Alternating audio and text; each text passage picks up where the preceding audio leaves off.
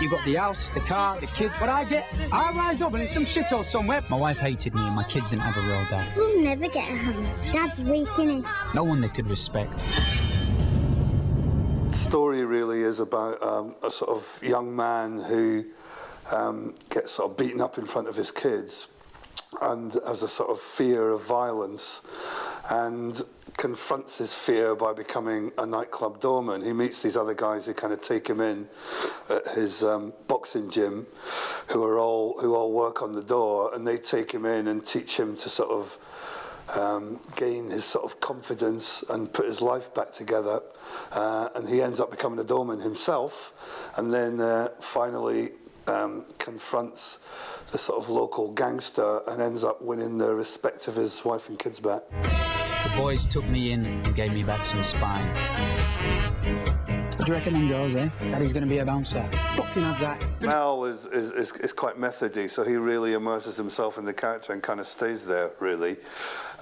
Scott, who plays Sparky in the film, is very similar too. So working with those guys is much more kind of interactive. They're always asking you questions. They're always trying to change things. They're always questioning their character. Whereas Colin is, you know, a vastly experienced actor and has done so much stuff. And it was really interesting working with Colin, actually. I've never worked with another actor that's done that before. He kind of watches himself on playback, sees what he does physically, and then adjusts it, so he kind of directs himself, really. It was a physically tough shoot in that respect. And you do take after take after take. Just the boxing one. Yeah. Oh, the boxing, yeah. Yeah. Remember that? That was physically that was hard to try and make it look real. Yes. He's been texting my legs again. I've got no control over what Rob does. You don't have to chat with him. I'll have to chat with him. We're not responsible enough. They're my kids. I can stop you seeing him any time I want. I need you to pack a bag of...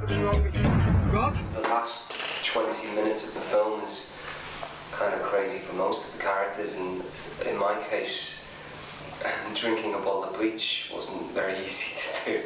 And what happens beforehand, the whole the guilt of Rob's demise, you know, in the phone call and stuff. I seem to remember getting quite drunk that day and drank a lot of red wine, just because I'm not that good an actor, so it helped.